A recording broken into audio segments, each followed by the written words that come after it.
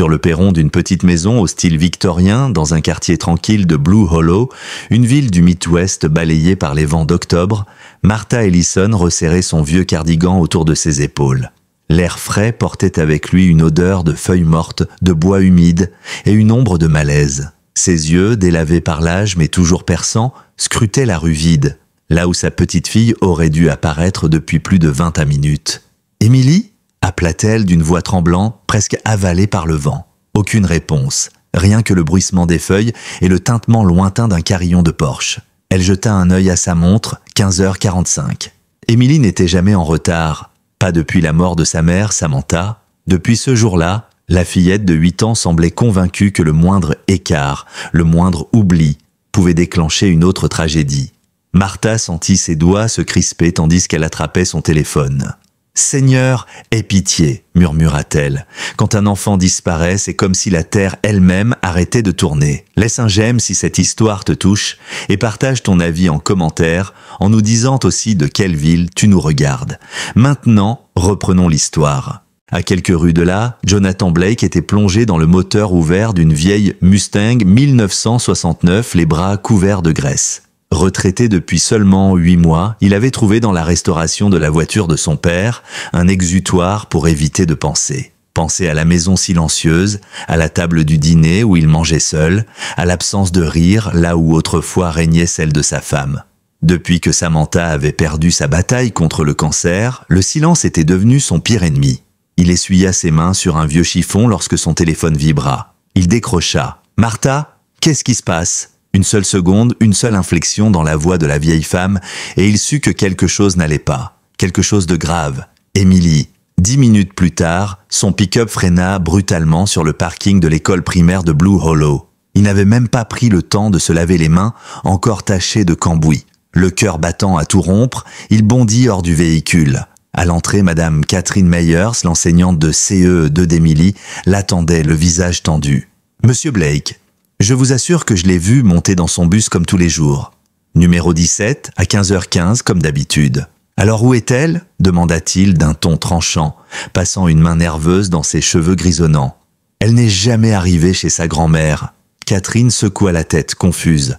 Le chauffeur confirme qu'elle est descendue à son arrêt habituel, à l'angle de Maple et Pine, 3 blocs de chez Madame Ellison. 3 blocs. Dans une ville où tout le monde connaissait tout le monde. 3 blocs qui, aujourd'hui, avait englouti une fillette de 8 ans.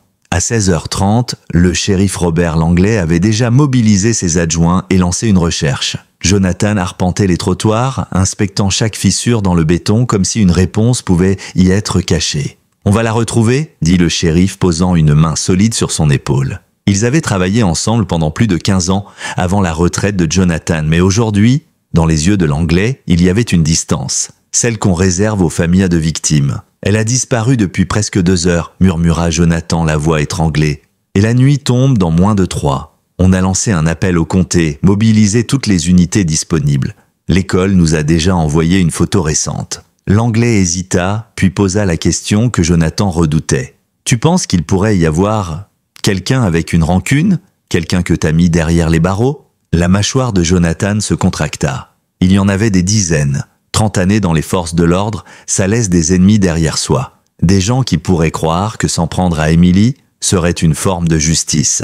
Vérifie Marcus Keegan, finit-il par dire. Son frère Alan est encore en prison pour vol à main armée. Marcus a juré. Il a dit qu'il me ferait comprendre ce que ça fait de perdre quelqu'un. À cet instant, la radio grésilla. Un adjoint. « Shérif, on a trouvé le sac à dos d'Émilie, près du sentier du ruisseau. Il y a du sang sur la lanière. » De retour chez elle, Martha était assise dans son salon. Les voisins défilaient pour déposer des plats comme si le deuil était déjà là. Elle ne les regardait même pas. Ses doigts noueux glissaient sur un chapelet, ses yeux fixant la fenêtre. Un jeune adjoint s'approcha, carnet en main. « Madame Ellison, pouvez-vous penser à quelqu'un qui aurait pu vouloir du mal à votre petite fille ? Le mal jeune homme n'a pas toujours besoin de raison, répondit-elle sans détour, les yeux toujours rivés au dehors. Mais il laisse toujours des traces. Le ciel commençait à se teinter d'ambre. L'air se rafraîchissait. Émilie portait une simple veste rose, sa préférée, mais insuffisante si elle devait passer la nuit dehors. Samantha disait toujours que cet enfant avait un ange gardien. Elle disait qu'elle le sentait. Le visage ridé de Martha se durcit soudain. Dites à Jonathan de vérifier la vieille propriété Mallory, l'ancienne ferme abandonnée. Emily en parlait la semaine dernière. Elle a dit que des garçons de l'école se lançaient des défis pour y entrer. Elle était curieuse. Elle attrapa le poignet de l'adjoint avec une force inattendue. Et dites-lui de chercher Duke. Duke, répéta l'adjoint, déconcerté. Le chien de Samantha, berger allemand, retraité de la K9. S'il y a une chance de retrouver cette petite, c'est lui. Le crépuscule avançait à pas feutrés sur Blue Hollow. Dans l'ombre d'un porche, Jonathan tenait son téléphone, le regard perdu sur une photo d'Emily, prise à son anniversaire il y a 2 mois. 8 ans. Elle y souriait, mais ce n'était pas un vrai sourire. Pas depuis le décès de Samantha. Depuis, la fillette essayait. Elle se battait pour rester forte, pour ne pas pleurer devant lui. Il le voyait, il le sentait. Et maintenant, elle était quelque part dehors, seule, peut-être blessée, ou pire. « Je lui ai promis », murmura-t-il, la voix brisée, tandis que le shérif Langlais s'approchait, lui tendant un café tiède. « J'ai promis à Sam que je la protégerais. » Langlais resta silencieux. Il n'y avait rien à dire. Le vent s'était levé, glacé, et les premières étoiles commençaient à percer à travers le ciel d'encre. La radio du shérif grésilla de nouveau. Toutes les unités, un témoin vient de se signaler. Peter Calloway, 10 ans, affirme avoir vu un homme parler à Emily près du sentier du ruisseau. Homme adulte, veste foncée, casquette de baseball, pick-up bleu foncé ou noir. Le sang de Jonathan se glaça. Marcus Keegan conduisait un vieux Ford F-150 noir. « Robert ?» commença-t-il, mais un tumulte sur le bord de la zone de recherche le coupa. Un chien surgit à travers la ligne de volontaires, filant entre les jambes des adjoints comme une flèche vivante. Un grand berger allemand, le poil grisonnant, les mouvements pourtant fluides, presque jeunes. « C'est Duke !» souffla Jonathan. L'incrédulité dans sa voix n'empêchait pas l'émotion de monter. Le chien s'arrêta net devant lui, ses yeux dorés plantés dans les siens. Son pelage était sale, ses flancs haletants, mais il était là. Il avait traversé toute la ville. Il s'était échappé, et il savait. Il savait qu'Emily était en danger. « C'était le chien de Samantha, non ?» demanda l'Anglais. Il vivait chez les Parkins, à 3 kilomètres d'ici. Jonathan s'agenouilla lentement, les mains tremblantes.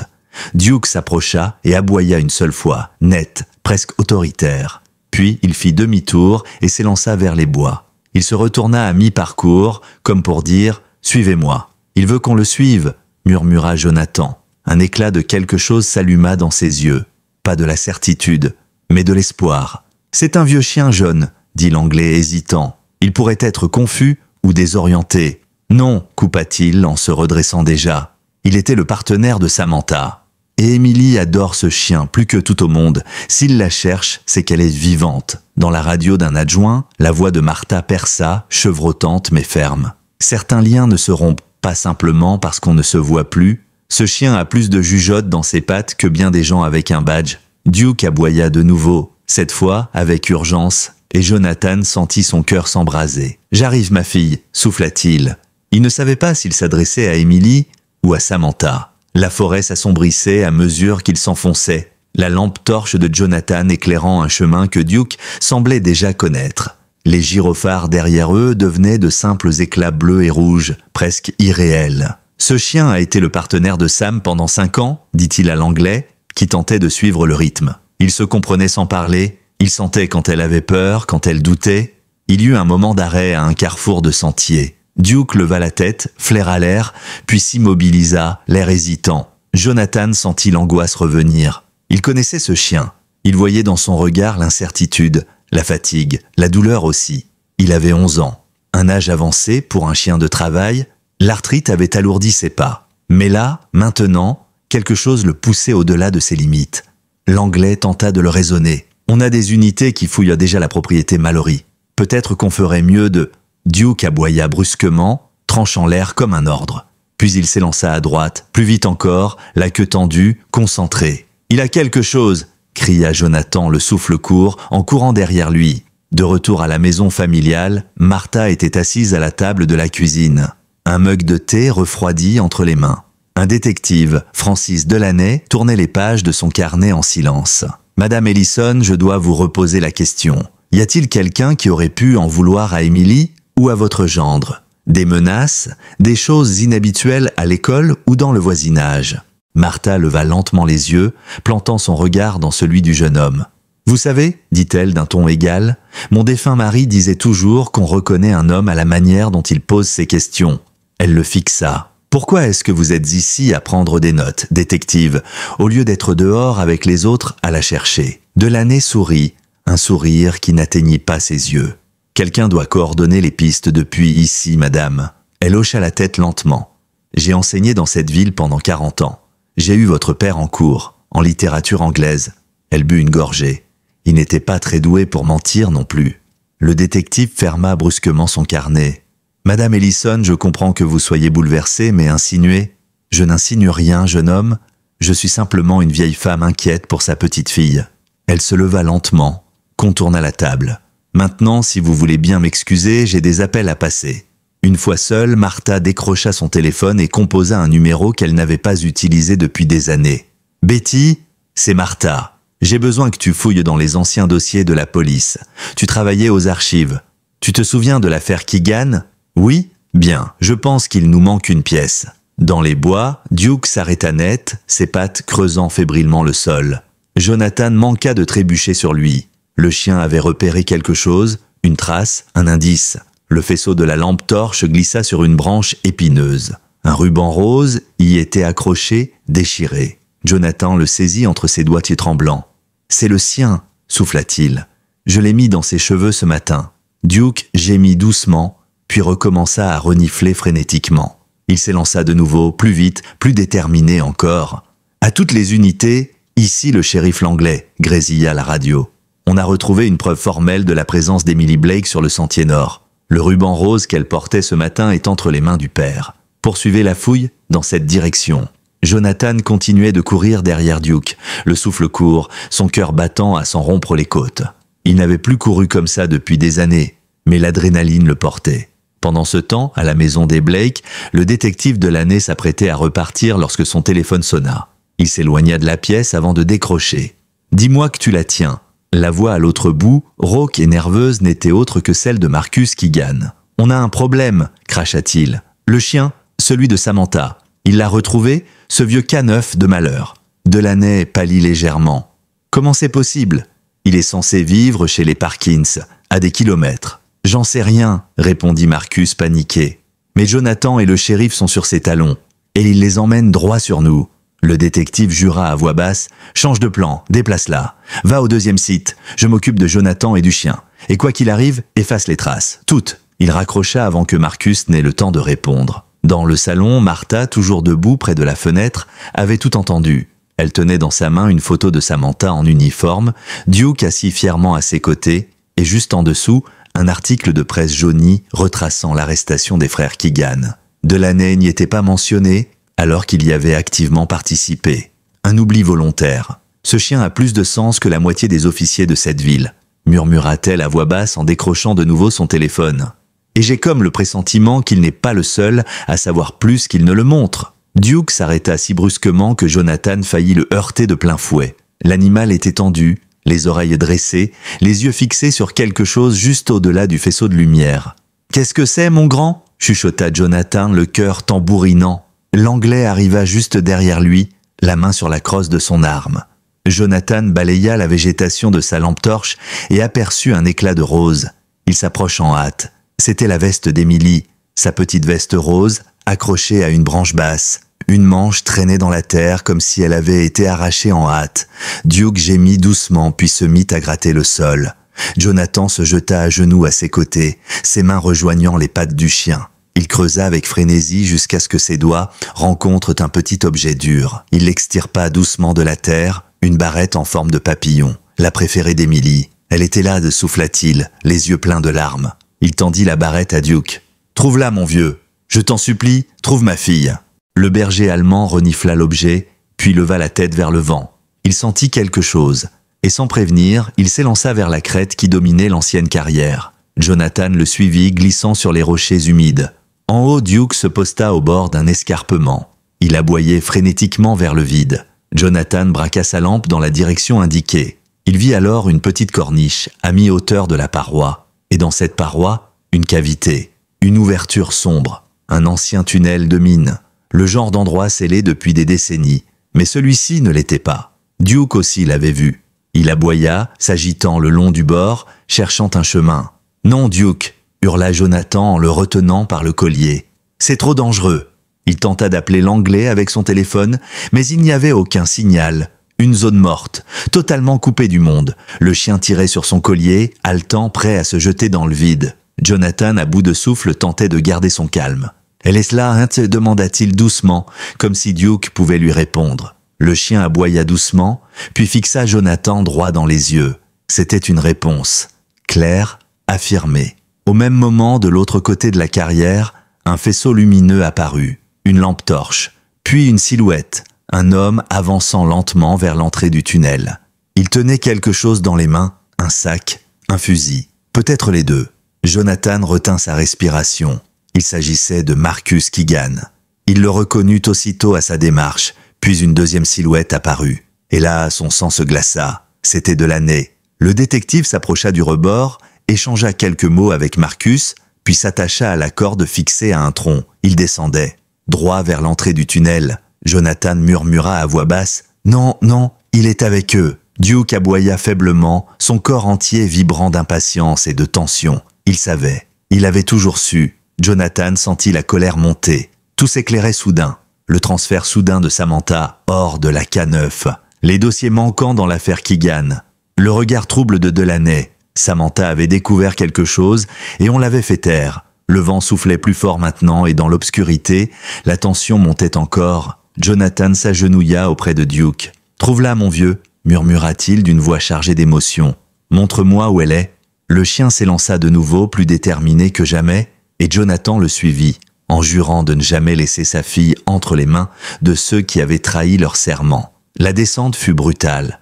Les cailloux roulaient sous leurs pieds. Le sol humide de la vieille carrière glissait, traître, tandis que Jonathan cédait des racines et des rochers pour suivre Duke, qui descendait comme s'il avait déjà arpenté ce chemin 100 fois. En contrebas, la bouche béante de l'ancien tunnel de mine s'ouvrait comme une gueule oubliée par le temps. Un souffle tiède s'en échappait, chargé de moisissures et de rouille. Mais surtout, il y avait ce son, faible, étouffé, une sorte de plainte, un gémissement presque imperceptible. Jonathan s'arrêta, le souffle coupé, il tendit l'oreille, les yeux écarquillés. Et là, il l'entendit de nouveau, un cri étouffé, un murmure tremblant. « Papa !» Duke bondit en avant, aboyant furieusement. Il gratta les sols, la paroi, il força son museau contre les planches qui masquaient l'entrée du tunnel jusqu'à ce qu'une latte cède. Jonathan s'y engouffra immédiatement, rampant à travers la poussière et les toiles d'araignée. À l'intérieur, l'obscurité était totale. Mais sa lampe torche révélait peu à peu une galerie étroite, avec des rails rouillés au sol, des poutres en bois fatiguées par les décennies. Il avançait à tâtons, Duke à ses côtés, guidé uniquement par les sons. Des sanglots, une voix faible. Et puis, « Papa, je suis là ». Le rayon de la lampe accrocha une silhouette recroquevillée dans un coin derrière une vieille caisse renversée. Émilie, tremblante, sale, les joues striées de larmes séchées, mais vivante. Jonathan se jeta à genoux, l'arracha à son abri de fortune et la serra contre lui. « Je suis là, ma puce, je suis là !» Émilie éclata en sanglots, enfouie contre son torse. Duke posa sa tête contre elle, les oreilles en arrière, haletant de soulagement. Mais leur étreinte fut brutalement interrompue par un bruit métallique sec, un cran de sécurité, juste derrière eux.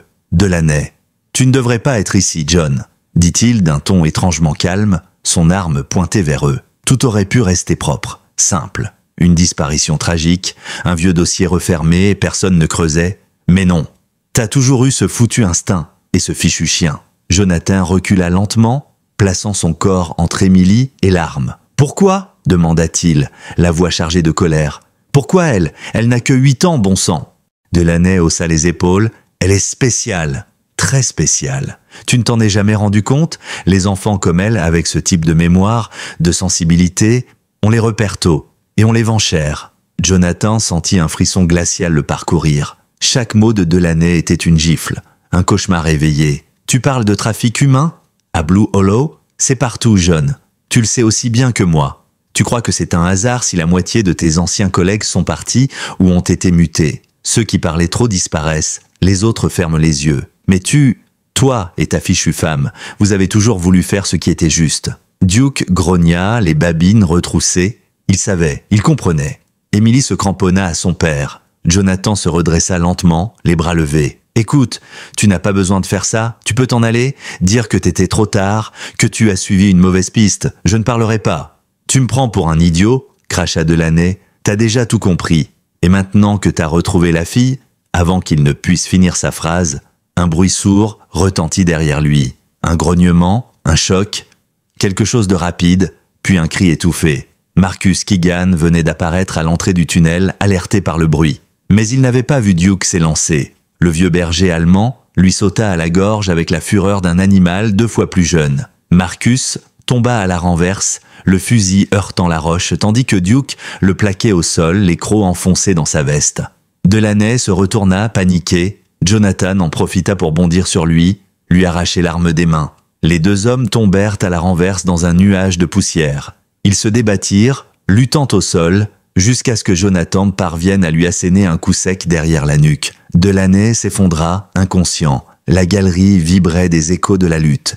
Émilie, tremblante, n'avait pas bougé. Duke tenait toujours Marcus au sol, grognant, les yeux fous. « C'est bon, mon grand !» souffla Jonathan. « C'est fini !» Dehors, des sirènes résonnaient enfin. L'Anglais et ses hommes arrivaient, attirés par les aboiements furieux de Duke, amplifiés par l'écho du tunnel. Quelques minutes plus tard, les lieux furent envahis par la lumière, les voix, les ordres. Delaney et Marcus furent emmenés, menottés, leurs visages marqués par la poussière et la honte. Émilie était enveloppée dans une couverture thermique, entre les bras de son père, sous le regard attentif de Duke. Elle ne disait rien, mais elle tenait fermement sa barrette en forme de papillon dans la main, comme un talisman. L'Anglais s'approcha de Jonathan.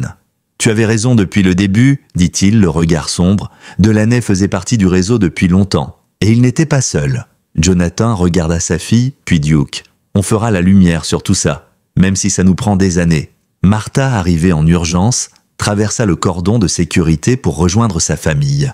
Elle s'agenouilla devant Duke et posa sa main sur sa tête. « Tu es un vieux guerrier, toi, murmura-t-elle. Un vieux soldat avec un cœur plus grand que la ville entière. » Duke leva les yeux vers elle, les paupières lourdes. Il était fatigué, très fatigué.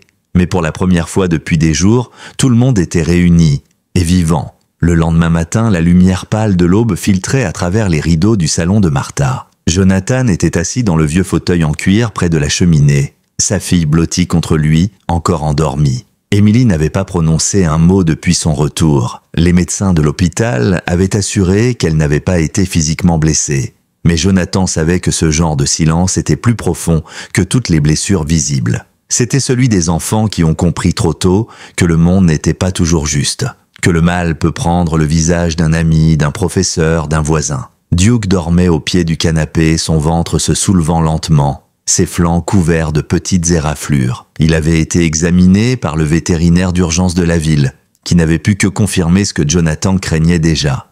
Duke était épuisé. Son cœur fatigué battait encore, mais le prix à payer pour son héroïsme allait se faire sentir. Le vétérinaire avait été clair. Il avait besoin de repos, beaucoup de repos, et peut-être que cette mission serait sa dernière. Dans la cuisine, Martha parlait doucement au shérif Langlais.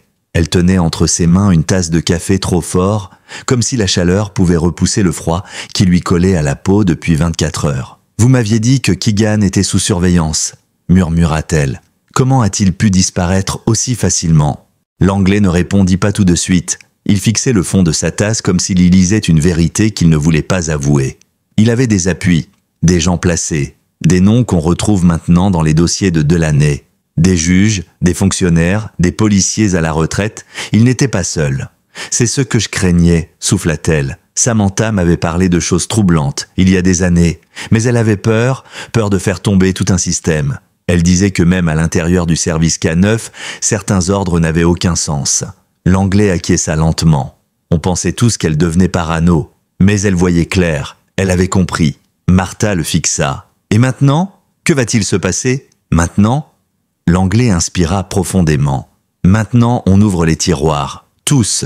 On interroge chaque nom qui apparaît dans les fichiers de Delaney. On remonte les dossiers. On va avoir besoin de témoins, de voix fortes, de gens qui n'ont plus peur. Dans le salon, Émilie ouvrit doucement les yeux. Elle regarda son père, puis baissa les yeux vers Duke.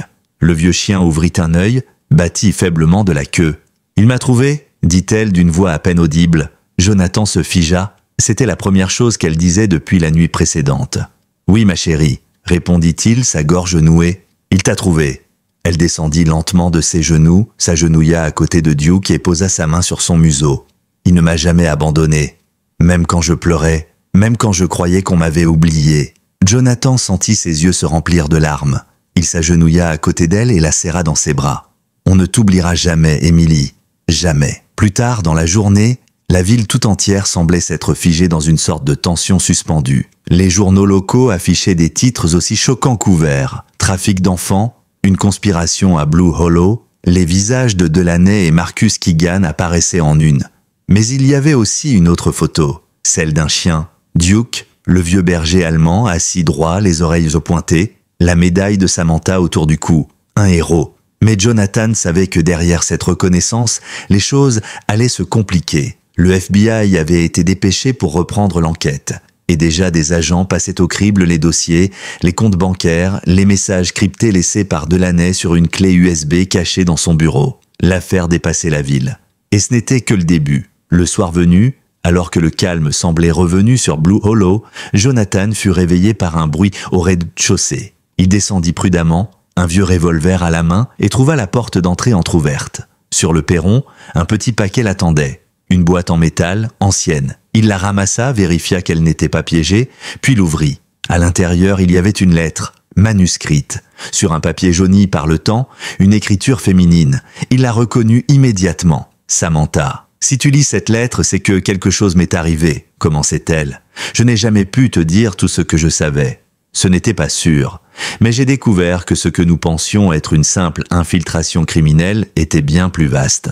Les Keegan n'étaient que la surface. Des enfants disparaissent depuis des années, certains sont signalés, d'autres non. Tout est là, dans les documents que j'ai cachés à l'endroit où Duke allait s'entraîner, il saura où c'est, lui seul. » Jonathan sentit le sol vaciller sous ses pieds. Elle savait tout, et elle avait tout prévu. Il serra la lettre contre lui, puis regarda Duke. Le chien, malgré sa fatigue, le fixait, comme s'il attendait cette mission depuis toujours. « Tu es prêt, mon vieux » murmura-t-il. Duke remua faiblement la queue. La nuit tombait sur Blue Hollow, mais pour Jonathan, il était hors de question d'attendre un jour de plus. La lettre de Samantha tournait en boucle dans sa tête. Elle l'avait anticipée. Elle avait laissé des indices. Et elle comptait sur Duke. Lui seul connaissait cet endroit, l'endroit où elle cachait les véritables preuves. Les pièces du puzzle qu'aucun enquêteur n'avait su assembler. Il sortit de la maison, refermant la porte derrière lui, un sac sur l'épaule, et appela doucement le vieux chien. Duke s'approcha lentement, sa démarche plus raide que d'habitude, mais son regard était intact, concentré, vivant. Jonathan s'agenouilla à sa hauteur. « Tu sais où on doit aller » murmura-t-il. Duke leva les yeux vers lui, puis vers les bois. Il remua la queue, doucement, puis s'élança. Ils quittèrent les limites de la ville sans même croiser une voiture. Personne ne s'attendait à ce qu'ils bougent.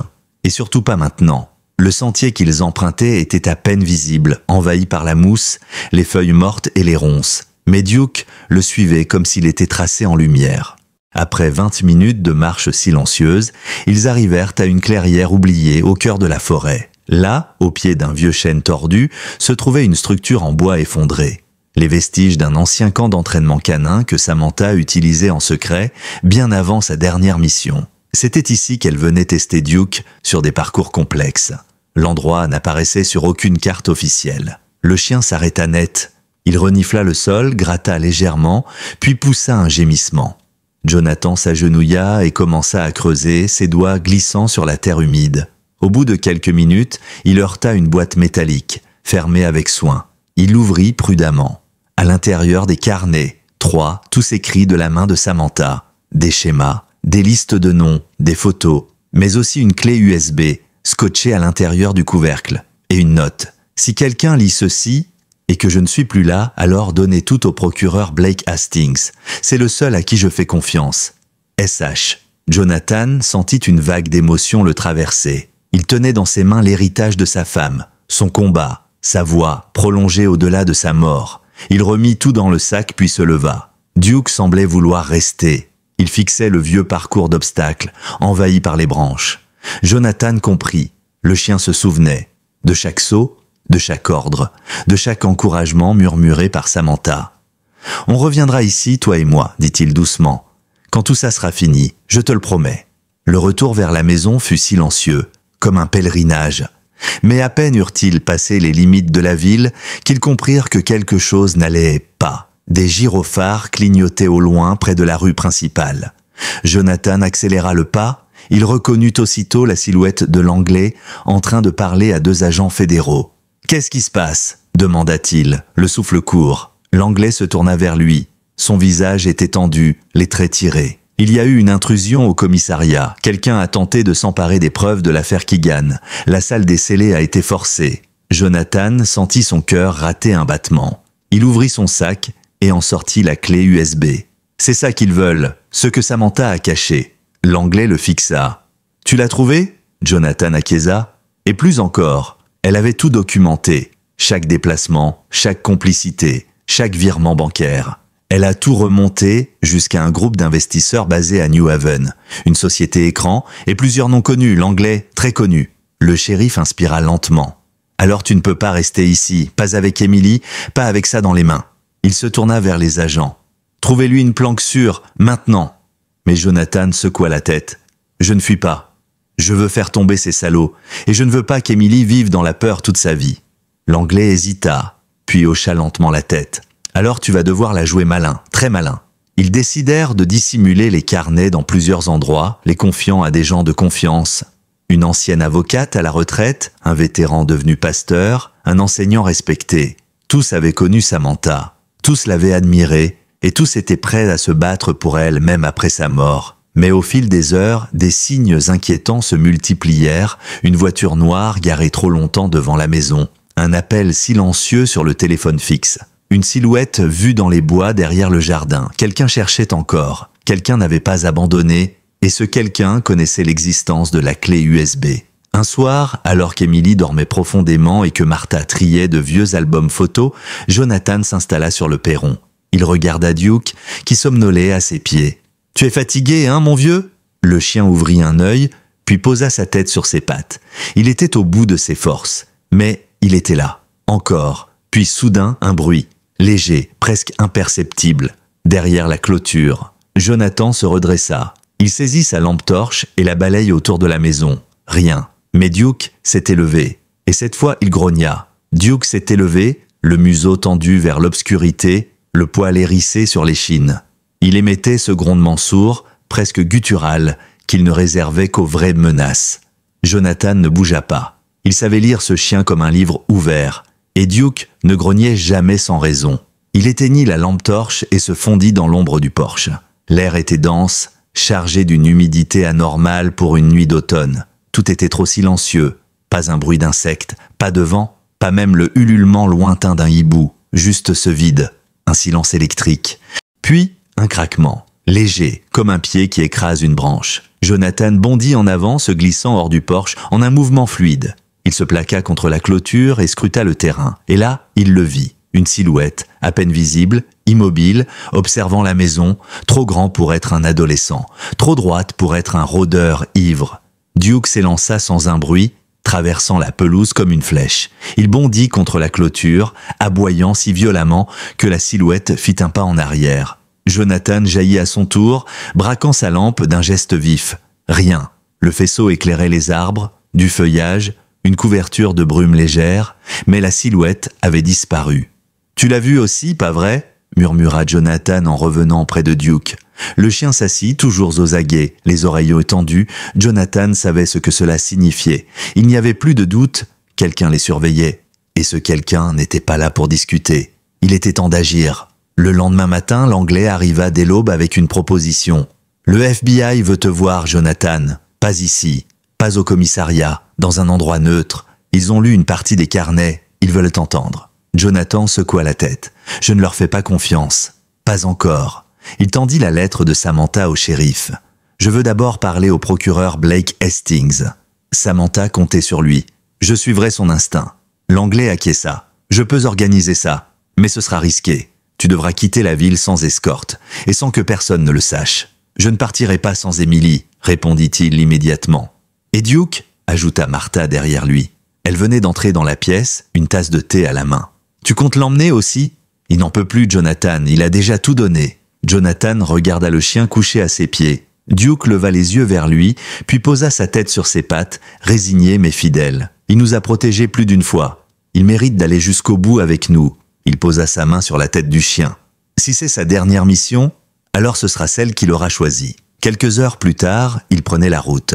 Jonathan conduisait, Emily assise à l'arrière, blottie contre Duke, qui reposait la tête sur ses genoux. Il dormait d'un sommeil agité, ses pattes bougeant par à-coups, comme s'il revivait des fragments de poursuites passées. Ils roulèrent pendant 2 heures en silence.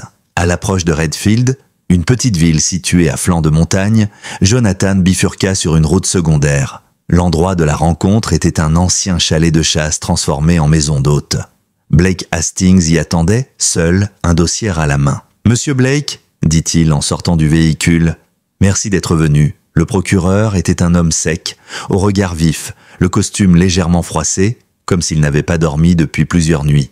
Quand Samantha m'a parlé de ses documents, je pensais qu'elle exagérait. Mais après ce qui s'est passé, je me rends compte que j'étais naïf. Ils s'assirent dans le salon du chalet, pendant qu'Emily restait dans une pièce voisine avec Duke. Jonathan ouvrit les carnets un à un. Il montra les connexions, les schémas, les noms. Blake pâlissait à mesure qu'il tournait les pages. « Mon Dieu, cette organisation, elle n'a pas seulement infiltré les forces locales. Elle a des ramifications jusque dans les milieux judiciaires. Des juges, des sénateurs, des chefs d'entreprise. » Jonathan tendit la clé USB.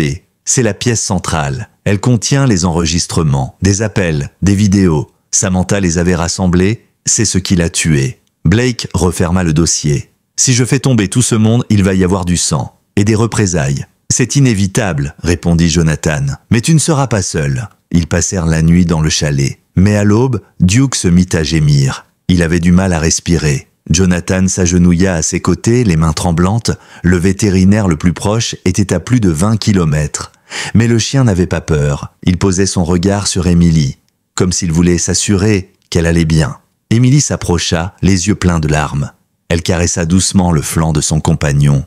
« Tu peux te reposer maintenant, murmura-t-elle. Tu m'as sauvé. »« Tu as sauvé tout le monde ?» Jonathan sentit son cœur se briser, alors que Duke posait une dernière fois la tête sur les genoux de la fillette. Il ferma les yeux, et il cessa de respirer. Un silence lourd tomba dans la pièce, un silence qu'aucun mot ne pouvait rompre. Le héros s'était éteint, mais son héritage ne faisait que commencer. Le corps de Duke avait été enveloppé dans une couverture militaire, celle que Samantha utilisait pendant les patrouilles nocturnes. Jonathan l'avait déposé à l'arrière du pick-up entouré de fleurs cueillies par Emily au lever du jour. Il n'avait pas eu le cœur à l'enterrer tout de suite. C'était comme si son esprit planait encore autour d'eux. Comme si son dernier souffle avait laissé derrière lui un champ de force invisible, protecteur. Ils rentrèrent à Blue Hollow en silence. Les radios locales, les réseaux sociaux, les journaux parlaient tous de la même chose. L'affaire de l'année, les révélations explosives du procureur Hastings et un nom qui revenait sans cesse sur toutes les lèvres. Samantha Holloway, l'ancienne agente K9 devenue lanceuse d'alerte posthume. Mais surtout, son chien, le vieux Duke, le chien qui avait sauvé une petite fille, ravivait une enquête enterrée et fait trembler des puissants. Même mort, il faisait peur. À leur retour, une foule s'était massée devant leur maison. Des voisins, des journalistes, mais aussi d'anciens collègues de Samantha. Des officiers venus de comtés voisins. Certains portaient leurs uniformes, d'autres étaient en civil. Tous étaient venus pour une seule raison, rendre hommage. Un silence respectueux s'installa lorsque Jonathan sortit du pick-up avec Emily. Les regards se tournèrent vers la bâche recouvrant le corps de Duke. Pas un mot ne fut prononcé, mais les larmes coulaient sur des visages qu'il n'avait jamais vus pleurer. Le shérif Langlais s'approcha. Il serrait dans ses mains une plaque métallique. « C'est sa médaille, dit-il d'une voix rauque. Samantha l'avait gardée après la mission à Beaumont Creek. Ce chien a pris une balle pour elle, et elle disait toujours qu'elle lui devait sa vie. » Jonathan l'accepta en silence. Il s'agenouilla auprès de Duke, caressa sa tête une dernière fois, puis attacha la médaille à son collier. Emily s'agenouilla à ses côtés, déposa sa barrette papillon dans la couverture. « Pour qu'il ait un souvenir de moi là-haut, dit-elle simplement. » Ils enterrèrent Duke derrière la maison, au pied du vieux sycomore, là où il aimait dormir pendant les étés. Jonathan plaça une pierre gravée, préparée en urgence par un sculpteur local. Duke, soldat, gardien, héros. Puis il recula, incapable de parler. Le silence fit office de prière. Mais dès le lendemain, les choses changèrent. Blake Hastings, désormais soutenu par une cellule spéciale du département de la justice, lança officiellement une série d'inculpations. 12 noms tombèrent en une seule journée.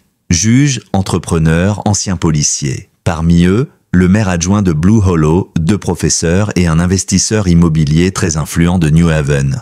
Le réseau avait utilisé les institutions pour couvrir ses opérations. Adoption illégale, transfert forcé d'enfants placés, disparitions maquillées, et au cœur du système, des rapports falsifiés, des dossiers classés, des agents corrompus, le tout orchestré par Delaney, exécutant discret mais efficace et protégé par des alliances invisibles. Mais la clé USB de Samantha contenait plus que des noms. Elle contenait des vidéos, des enfants dans des entrepôts, des extraits d'interrogatoires clandestins, des images volées de réunions entre hauts responsables. Jonathan n'avait pas tout regardé, il n'en avait pas la force, mais Blake Hastings, lui, n'avait plus d'autre choix. Ce que ta femme a laissé derrière elle, en dit-il un soir à Jonathan, ce n'est pas juste une preuve, c'est un appel, une déclaration de guerre à un système entier. Et cette guerre allait faire des vagues. Émilie reprenait peu à peu goût à des choses simples. Elle demandait à lire des histoires, à dessiner. Un jour, elle montra à Jonathan un croquis d'elle-même avec Duke. Il portait une cape de super-héros et la barrette papillon en guise d'insigne.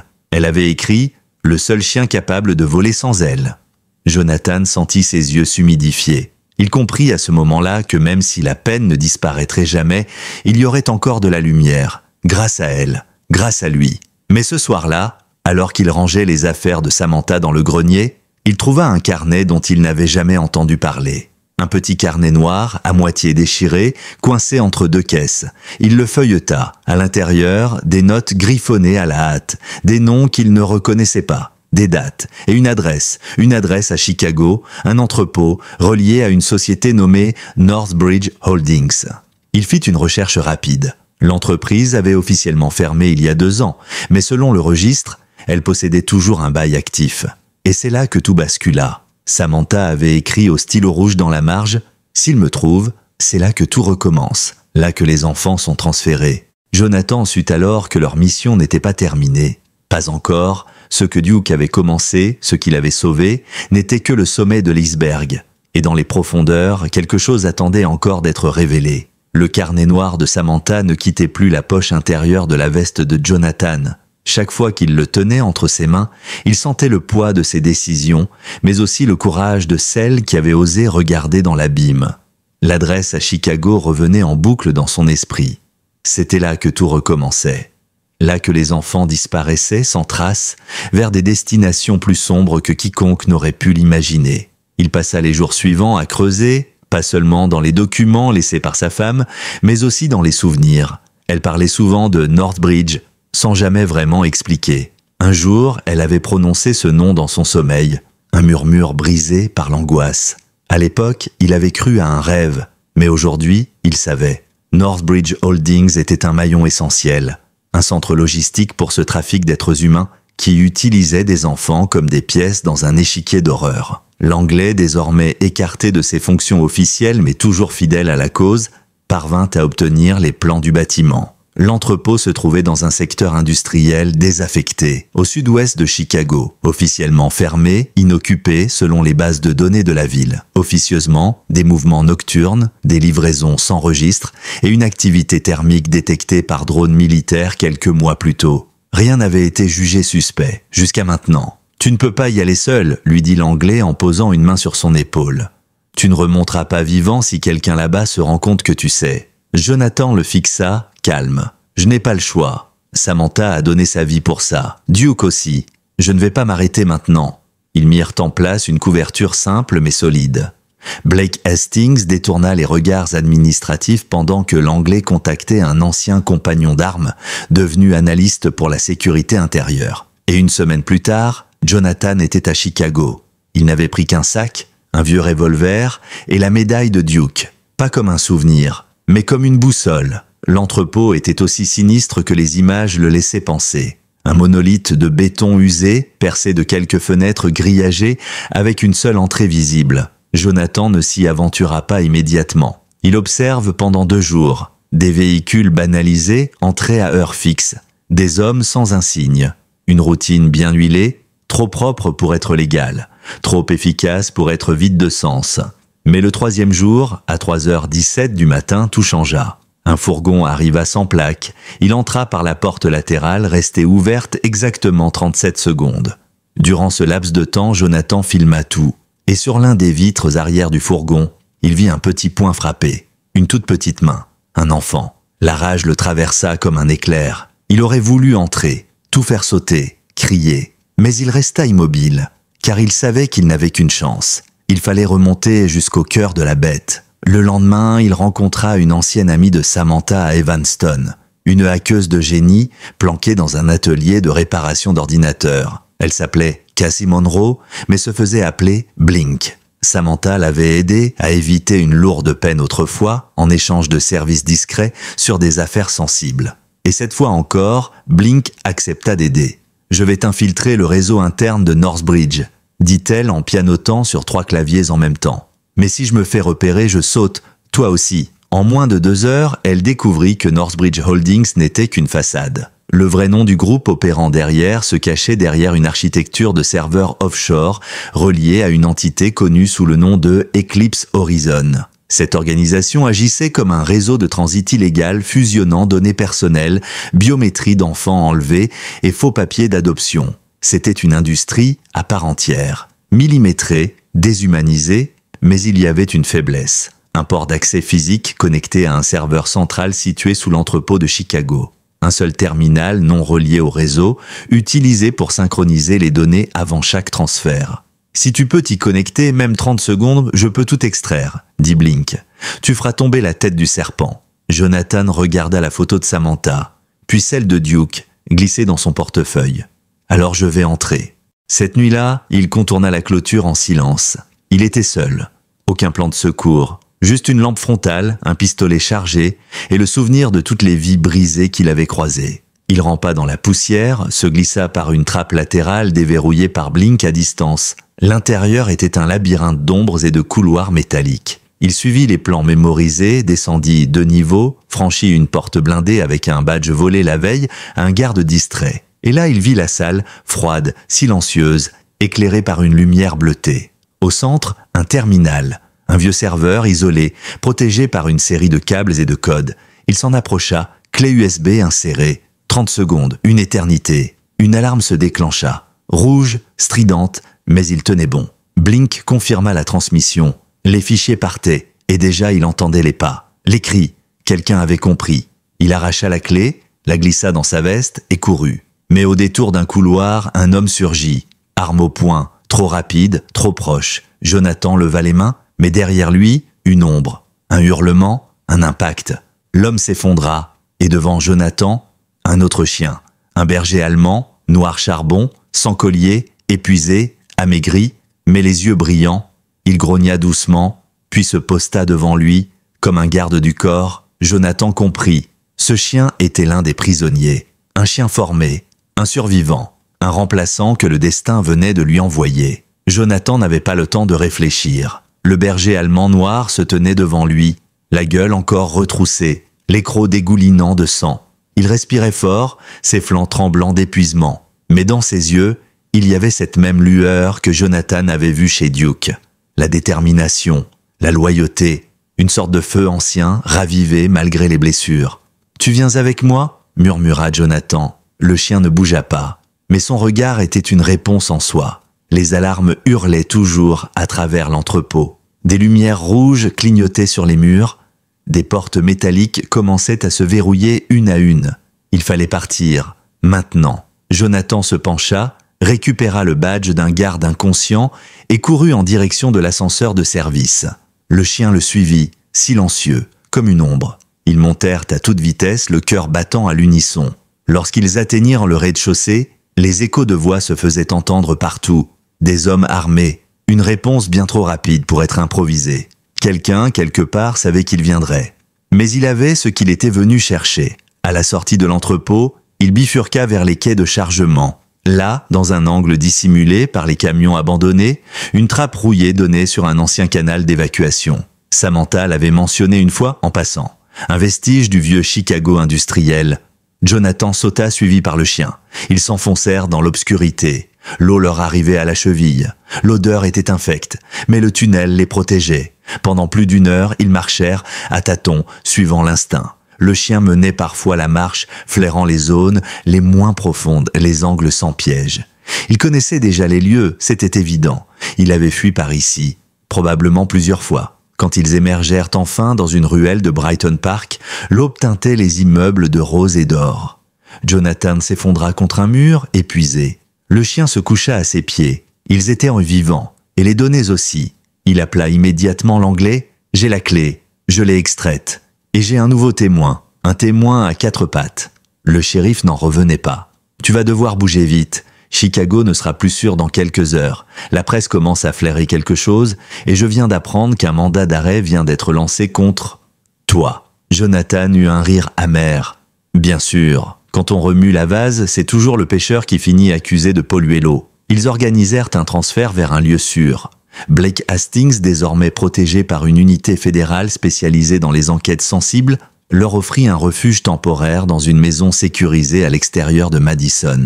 Pendant 2 jours, Jonathan resta enfermé avec Blink, qui décortiquait les données récupérées. Ce qu'ils découvrirent dépassait tout ce qu'ils avaient imaginé. Il ne s'agissait pas seulement d'un trafic, il s'agissait d'un système. Chaque adoption illégale passait par une série de validations administratives générées par une IA piratée. Chaque enfant était intégré dans une base de données codée, avec une fausse identité, des dossiers médicaux fictifs et un historique familial totalement inventé. Le réseau s'était même infiltré dans les services sociaux. Et certaines des voix enregistrées dans les vidéos étaient reconnaissables. Politiciens, avocats, dirigeants d'agences d'État, c'est une guerre informatique autant qu'humaine, déclara Blink, les traits détirés. Mais on a une chance, avec cette clé, on peut les démasquer. Pendant ce temps, Jonathan passait de longues heures avec le chien. Il avait vérifié les bases de données canines, pas de puce, pas de nom. Mais les réactions du chien à certains mots, certains gestes, étaient révélatrices. Il avait été formé, probablement militaire, et il répondait doucement lorsqu'on l'appelait « Shadow ». Emily, lorsqu'elle le vit pour la première fois qu'Eder resta sans voix. Elle s'approcha lentement, posa la main sur sa tête et dit simplement « Tu es l'ami de Duke, pas vrai ?» Shadow ne bougea pas. Il ferma doucement les yeux et se coucha à ses pieds. Le lien était immédiat. Ce nouveau compagnon n'était pas un remplaçant, c'était un témoin, une mémoire vivante de ce que Duke avait protégé et ce que Samantha avait découvert. Les jours suivants, les journaux explosèrent. Les premières fuites orchestrées par Hastings révélèrent des noms clés. Des arrestations eurent lieu à Denver, Dallas, même à Washington. Des comptes offshore furent gelés, des entreprises fermées en urgence. Et au milieu de cette tempête médiatique, un chien devint le symbole de la vérité. Pas Shadow, mais Duke. Son histoire était partout. Le vieux héros, le chien qui avait sauvé une enfant et fait tomber un empire souterrain. Les médias en faisaient une icône. Les enfants dessinaient son portrait. Les anciens militaires rendaient hommage. Même ceux qui ne croyaient plus en rien se sentaient forcés de reconnaître que parfois, il faut un chien pour rappeler aux hommes ce qu'est le courage. Et dans l'ombre, Jonathan préparait le dernier acte, car une partie du réseau, la plus dangereuse, restait encore dans l'ombre. Et il comptait bien la faire sortir à la lumière. La maison sécurisée à Madison devint leur quartier général. Jonathan, Blink, Blake Hastings et même l'anglais, désormais complètement sorti du système, y travaillaient en secret. Chaque nom, chaque transaction, chaque message codé, extrait de la clé USB formait une toile plus vaste qu'il ne l'avait imaginée. Et au centre, une ombre, une entité, un visage qui n'apparaissait jamais 2 fois. Pas de nom, juste un pseudonyme récurrent dans les communications cryptées, Wraith, le fantôme. Celui que même Samantha n'avait pas pu identifier, celui qui tirait les ficelles. Blink parvint à isoler une série de messages signés W, envoyés à un compte caché appartenant à une organisation baptisée The Corridor. Il s'agissait d'une filiale privée opérant en parallèle du gouvernement officiellement dédié à la logistique humanitaire. En réalité, elle servait de couverture à un système de transit d'enfants capturés à travers le monde pour des adoptions hors du radar. Les preuves étaient là, adresse IP, caméra de sécurité, signature numérique, mais encore fallait-il faire tomber le cœur du réseau. L'endroit où Wraith se cachait. C'est alors qu'un nouveau nom émergea. Henry Westcott, ancien général devenu consultant civil pour la sécurité intérieure. proche des sphères de pouvoir mais toujours resté dans l'ombre. Hastings connaissait le nom. Il a été écarté il y a 10 ans pour des abus de pouvoir. Samantha le soupçonnait mais n'a jamais pu le relier directement. Jusqu'à maintenant, une adresse s'afficha. Une maison isolée près de Butternut Lake, dans le Wisconsin. Pas de service internet, pas de téléphone fixe, mais des connexions par satellite interceptées de nuit auparavant par Blink. La source était claire, Westcott était bien là. Et avec lui, un dernier transfert planifié. C'est leur dernier point de passage, affirma Blink. Une sorte de hub temporaire avant démantèlement. Et il y a un enfant, selon les données, un seul. Jonathan ferma les yeux. Il savait ce que ça signifiait. Il n'était plus question de preuves, c'était une course contre la montre. Et cette fois, il ne comptait pas prévenir les autorités. L'Anglais l'arrêta net. « Tu ne peux pas faire ça seul, tu n'as plus Duke. » Jonathan le fixa longuement, puis tourna les yeux vers Shadow. Le chien se leva aussitôt, comme s'il avait compris que son heure était venue. « Je ne suis pas seul. » Ils partirent avant l'aube. Une berline banalisée, aucun GPS, juste une carte en papier, une radio cryptée et l'adresse en tête. L'air était glacial, presque irréel, le genre de froid qui s'accroche à la peau et t'oblige à rester vif. Jonathan sentait le poids des jours sans sommeil, des heures à guetter l'inattendu, des nuits hantées par Duke et Samantha. Mais dans son regard, il n'y avait plus ni peur, ni hésitation, juste un objectif. Lorsqu'ils atteignirent le domaine, ils découvrirent une bâtisse ancienne, rénovée en centre de retraite privé. Des vitres fumées, un portail blindé, et un drone discret tournoyant au-dessus du terrain.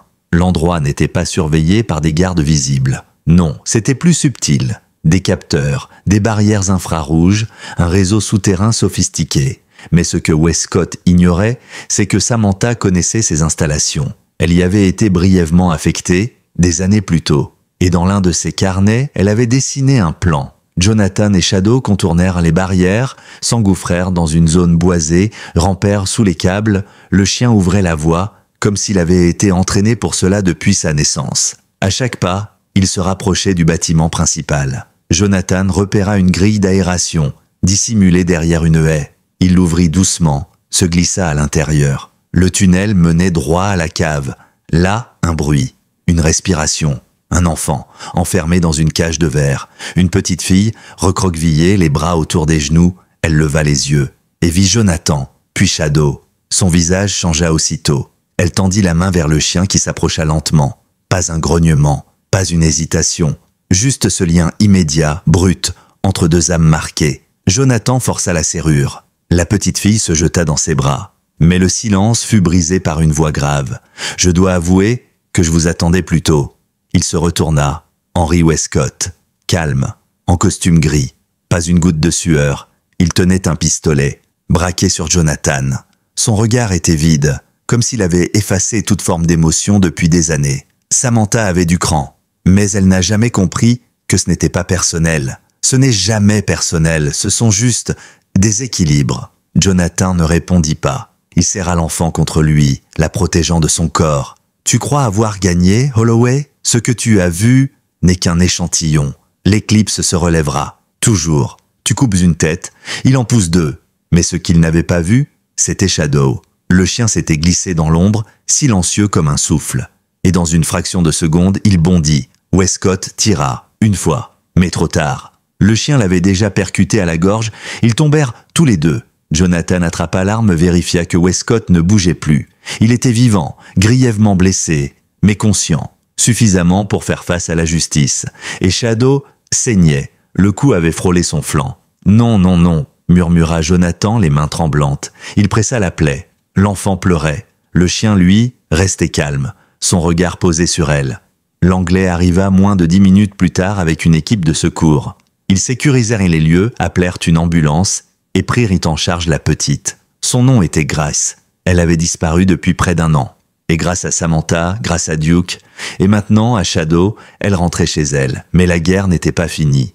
Et les héros, eux, continuaient d'en payer le prix. L'hôpital vétérinaire de Madison était calme ce matin-là. Jonathan était assis seul dans la salle d'attente, les coudes sur les genoux, la tête entre les mains. Dans la pièce à côté, Shadow recevait des soins d'urgence. La balle n'avait pas touché d'organe vital, mais l'infection était une course contre la montre. Il avait perdu beaucoup de sang. Trop pour un chien resté des mois sans soins, affaibli par les sévices et les nuits sans fin dans les entrepôts d'Eclipse Horizon. Emily arriva peu après, les yeux encore gonflés de sommeil, tenue par la main de Martha. Elle tenait un dessin froissé dans l'autre main. Duke et Shadow, côte à côte, un cœur au-dessus d'eux.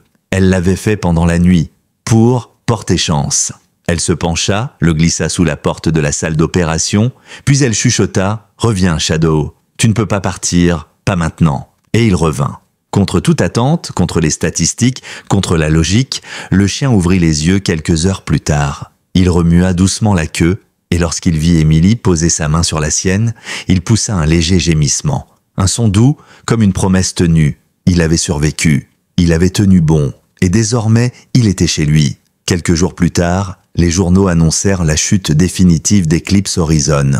Grâce aux preuves transmises par Hastings, plusieurs agences internationales avaient collaboré pour démanteler ce réseau monstrueux. Des procès furent lancés, des noms tombèrent, des parents retrouvèrent leurs enfants. Et partout, un mot revenait porté par les médias, les écoles, les rassemblements, Duke. Un mémorial fut érigé à Blue Hollow, juste en face de l'ancien commissariat. Une statue en bronze représentant un chien couché, alerte, protecteur. Les enfants venaient y déposer des jouets, des colliers, des dessins. Et sur la plaque gravée, une simple phrase « Il a écouté ce que personne n'a voulu entendre ». Jonathan, quant à lui, resta discret. Il refusa toutes les interviews. Il ne voulait pas de lumière, il voulait du silence, du vrai. Il consacra ses journées à écrire, à consigner chaque détail, chaque nom, chaque détour de l'histoire, pour qu'un jour, peut-être, Emily puisse comprendre tout ce que sa famille avait traversé. Pas comme une vengeance, mais comme une vérité. Un matin, alors qu'il réparait la clôture du jardin, Emily courut vers lui, Shadow à ses côtés. Le chien était encore faible, mais il tenait debout, et il marchait droit. « Papa, regarde !» cria-t-elle en tendant une lettre. « C'est le gouverneur. » Il lut en silence. Une décoration posthume pour Samantha, une autre pour Duke, et une proposition d'intégrer Shadow dans un programme spécial pour chiens de thérapie auprès d'enfants traumatisés. « Il a quelque chose ?» disait la lettre. « Il calme les enfants. Il les comprend. Il les regarde comme s'il avait connu leur peur. » Jonathan releva les yeux. Shadow était là, assis devant Emily. Il portait l'ancienne médaille de Duke, suspendue à un nouveau collier. Et dans son regard, il y avait la paix. Pas celle de l'oubli, mais celle du devoir accompli. Plus tard ce jour-là, Emily demanda si elle pouvait dormir dehors, près du sycomore, là où Duke était enterré. Jonathan hésita, puis accepta. Elle installa une couverture, une lampe, et Shadow s'allongea à côté d'elle. Pendant des heures, elle lui murmura des histoires inventées, où Duke devenait un chevalier et Shadow son écuyer, où il sauvait des royaumes, combattait des dragons, ramenait des enfants perdus à leur famille. Et à un moment, dans l'obscurité, elle leva les yeux vers le ciel et dit « Tu sais, maman aurait été fière, pas parce que vous avez gagné, mais parce que vous n'avez jamais abandonné. » Jonathan, assis un peu plus loin sur le porche, entendit ces mots, et il sut que tout ce qu'ils avaient perdu, tout ce qu'ils avaient traversé, avait un sens, un poids, un héritage. L'histoire de Duke et Shadow ne serait pas oubliée, elle serait transmise, et chaque enfant sauvé, chaque vérité révélée, chaque silence brisé, porterait en lui la trace invisible mais indélébile d'un vieux chien policier à la retraite, d'un père veuf devenu soldat de l'ombre et d'une fillette qui avait survécu à l'indicible. La nuit tomba sur Blue Hollow. Mais cette fois, elle n'apportait pas la peur, elle apportait le repos et l'espoir.